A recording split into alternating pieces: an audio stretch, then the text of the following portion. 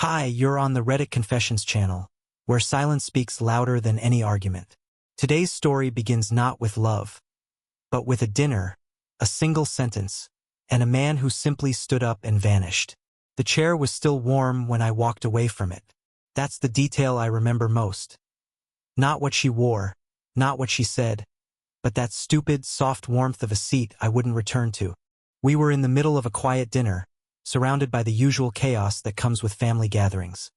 Forks scraping plates, someone laughing too loud at their own joke, my uncle telling the same Navy story for the 5th year in a row. It was supposed to be normal. It was supposed to be safe.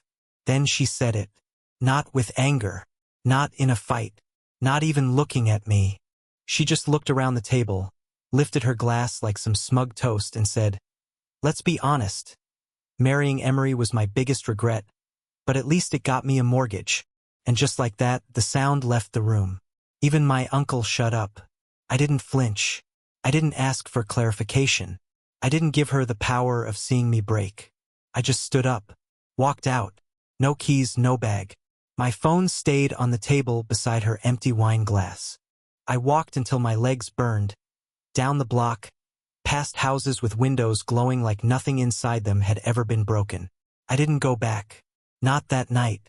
Not ever. She never saw it coming because I'd always been predictable. Always the one who'd stay, listen, apologize just to keep things calm. But something about that sentence, it didn't hurt. Confirmed. And confirmation, that's what gives you permission to disappear. It was the next morning when the first message came through. Not from her sister. Just 6 words. "You left something behind last night." I stared at the text from a motel room 2 towns over, my shirt still smelling like garlic bread and betrayal. I hadn't planned anything. I hadn't packed. I hadn't even checked in under my real name. I just needed to be gone. But those 6 words hit me like a brick. What had I left behind? My phone? My wallet? My pride? I didn't answer. By noon, 3 more texts came in. One from my brother, "Everything okay?" One from my boss asking if I'd be working remotely, and then, finally, her. Just a simple, "Really?" No apology. No explanation. Just that one word. Really. Like I was the one being dramatic. Like I had made the evening uncomfortable. As if her sentence hadn't detonated a bomb in the middle of a family dinner table. Still, I said nothing. That silence clearly got under her skin because by the end of the day, she called. Twice. I didn't answer. The 3rd time, she left a voicemail. I didn't want to listen, but my thumb moved before my brain could stop it. Her voice was calm. Too calm. "You embarrassed me, Emery. You could have at least waited until dessert." Then a pause. "You left your laptop and your bank card. That was it. No, I miss you. No, I'm sorry." Just a reminder that she still had access to my personal life, and that she was still controlling the narrative, even if I wasn't around to hear it. I got this weird feeling in my gut. Not fear exactly, but that sense you get when you realize someone's 2 steps ahead of you, and you've been playing checkers while they were playing chess. I hadn't planned to leave forever, not yet. But now I wasn't sure I even had a choice. My name was still on the lease. Our accounts were still joint. And she knew how to weaponize normal things like Wi-Fi passwords and shared grocery lists into invisible shackles. So I drove back, but not to talk. I waited until she left for her evening Pilates class, then crept in through the back door. I wasn't there for closure. I was there to collect what was mine.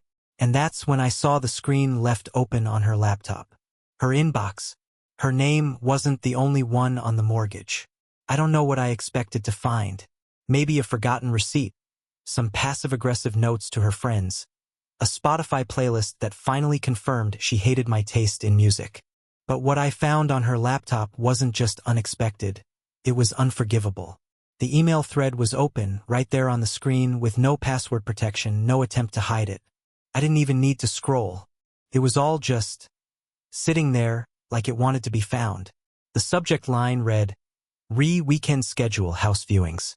Under that was an email chain with some realtor named Lindsay, and 2 names listed on the property paperwork.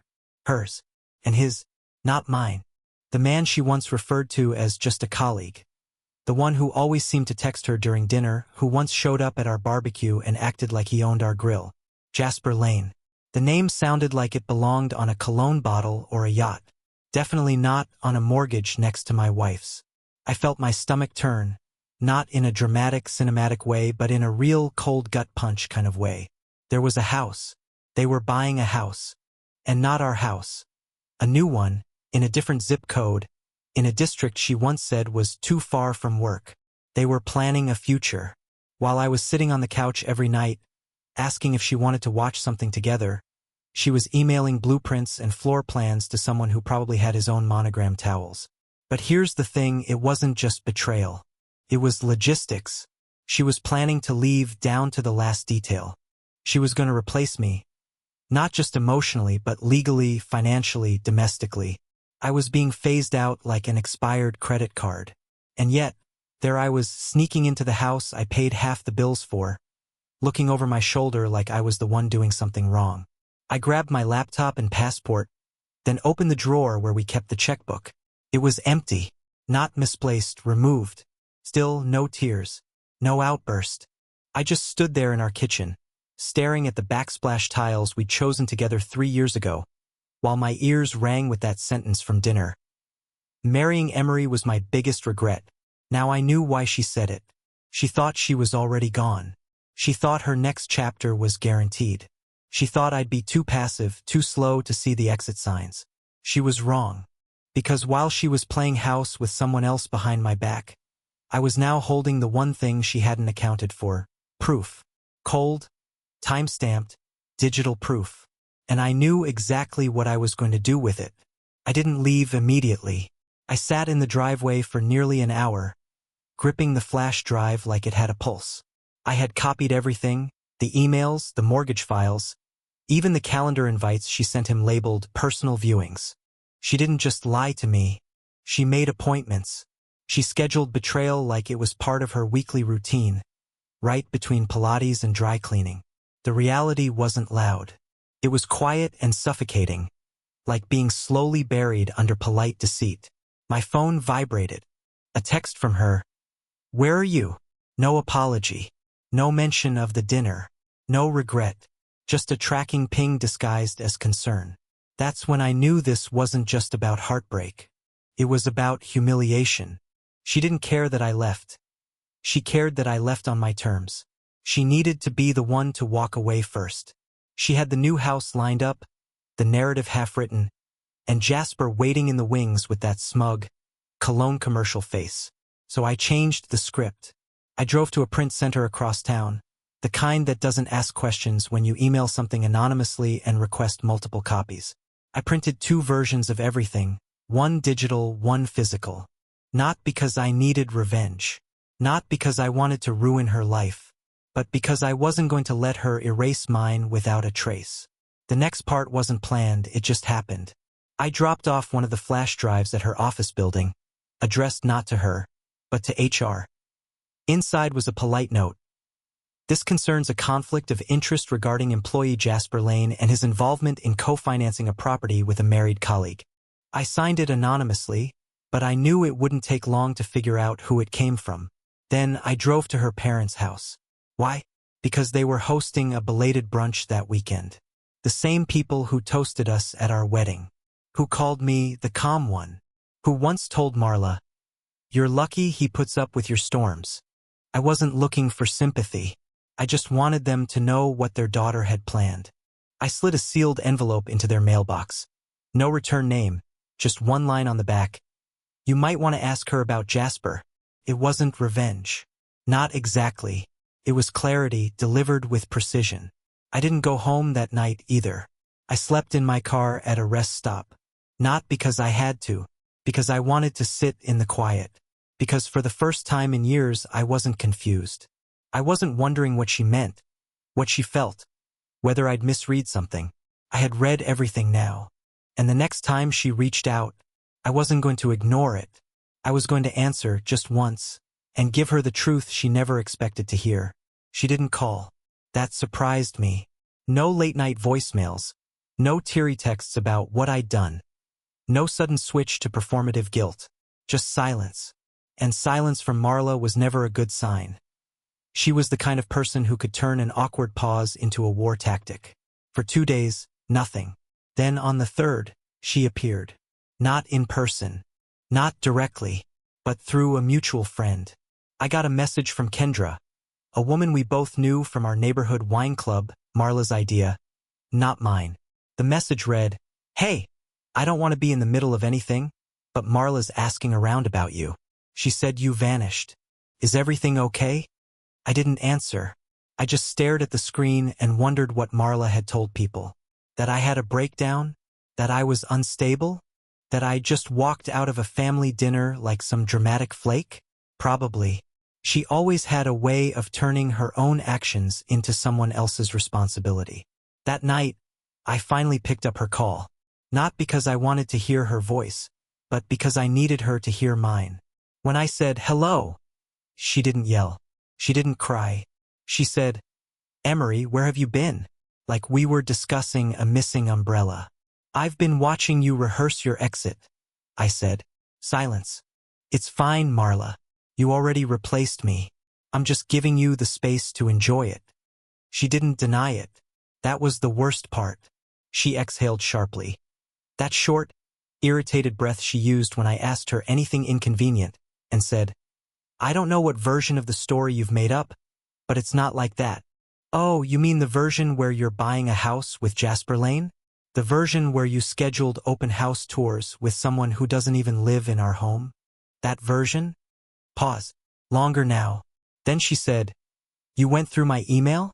"No," I replied. "You left it open." What came next wasn't even shock.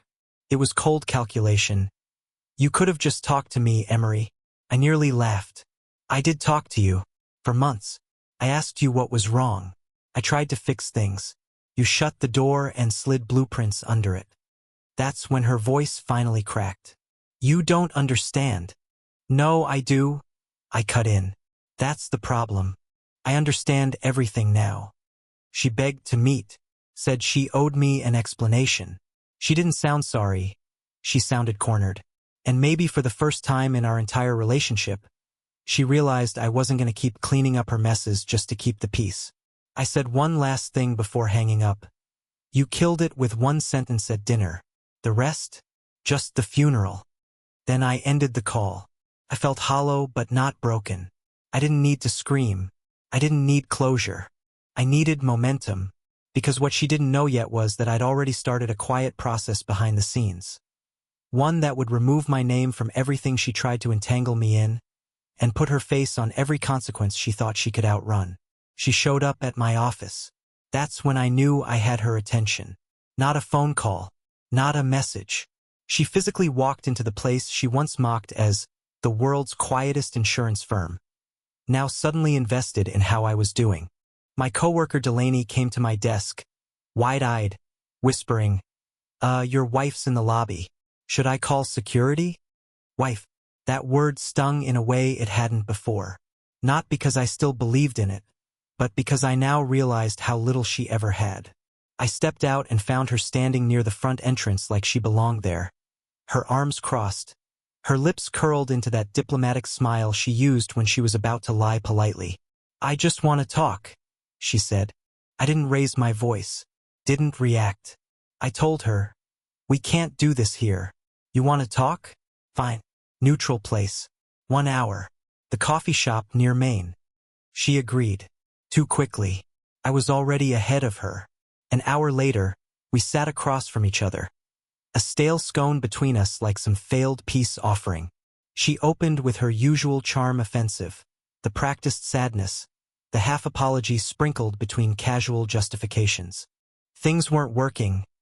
We drifted. You stopped trying. I let her talk. People like Marla need silence to fill with their version of the truth. I just nodded, watched her squirm, and then calmly pulled out the envelope. She froze when she saw it. "What's that?" "Paperwork," I said. "I already contacted the bank. I'm removing my name from the joint account and the lease. You'll also find a revised settlement draft. I'm giving you the house. You want it out, Marla? I'm making it easy." Her hands hovered over the envelope like it might burn her. "You're just handing it over?" "No. I'm signing off. There's a difference. You made your choices, I'm just clearing the path for you to walk into them fully." She blinked, stunned that I wasn't groveling, that I hadn't come to save our marriage or beg her to stay, that I wasn't asking why Jasper's name appeared on a mortgage before she'd even asked for a separation. Then I dropped the second envelope beside it. "Oh, and this one's for Jasper. His employer will be very interested in the financial entanglement he entered with a married woman who happens to be a major client of theirs." Her face went pale. "You wouldn't." "I already did. I'm not petty, Marla. I'm just not stupid anymore." She looked like she wanted to say something. Maybe scream, maybe cry, maybe lie her way into one more chance. But I stood up, calm as ever, and said, "Enjoy the house. You bought it with someone else's future in mind. You can live in it with the echo of mine." And I walked out. No dramatic goodbye, no lingering glance. Just like that night at the dinner table, I left the chair warm and didn't look back. 2 weeks passed. Not a word from her. I thought maybe that was it, that I'd finally, fully disappeared from her world. But people like Marla don't let go easily. Not because they care, but because they hate unfinished stories, especially ones they can't control. I heard the first crack through a mutual friend. Apparently, Jasper had been temporarily reassigned after HR launched a quiet investigation into his financial entanglements. The internal memo never named names, but let's just say it didn't take long before people started whispering. Someone told me Marla showed up to the firm's annual dinner alone, and when someone asked about Jasper, she muttered something about a misunderstanding. Funny, misunderstandings don't usually cost people their career trajectory. As for the house, the one they were going to build their future in, turns out the loan didn't go through. I'd guessed as much when I handed over the bank documents at that cafe. Her credit wasn't enough without my name attached, and Jasper had suddenly stopped co-signing anything. No house, no fairy tale ending, just a dream that collapsed under the weight of its own arrogance. I didn't gloat. I didn't post anything. I didn't even tell my side of the story publicly. But that's the part that seemed to eat away at her most. I ran into her once, by accident. Grocery store. Early morning. She was in the self-checkout line fumbling with a frozen lasagna and looking over her shoulder like she didn't belong in her own skin. When she saw me, she flinched. Not dramatically, but like she'd touched a memory too hot to hold. "Emery," she said, quiet, unsure. "Marla, I didn't think I'd see you again. I didn't think you'd ever actually look." She looked thinner. Not in a way that meant she'd taken up running or started eating clean, but in the way someone looks when sleep becomes an enemy and mirrors stop being friendly. She stood there like she wanted to say something. An apology, a justification, a rewrite of what had already happened. I gave her nothing. Not anger, not forgiveness, just presence. And maybe that was worse for her. To see me standing there, doing fine, without needing closure, without asking for anything, without needing her at all. Because the version of me she had grown used to, the man who would have reached for her, who would have softened the silence, who would have said, "Let's fix it," he was gone. And the new me? He had nothing left to lose and everything left to rebuild. Months passed. The chaos calmed. No more surprise texts. No more anonymous emails. No more late-night parking lot spirals wondering what I did wrong. For the first time in years, the noise in my head went quiet. I moved into a small, one-bedroom apartment above a bookstore. Nothing fancy, but it felt like mine. No more shared closets. No more echoes of someone else's perfume on the couch cushions. Just stillness and peace. It's strange how healing doesn't feel like fireworks. It feels like making coffee in the morning without checking your tone. It feels like walking through a weekend without wondering who they're texting. It feels like learning the sound of your own breath again. I saw Marla one more time. Not in person, online.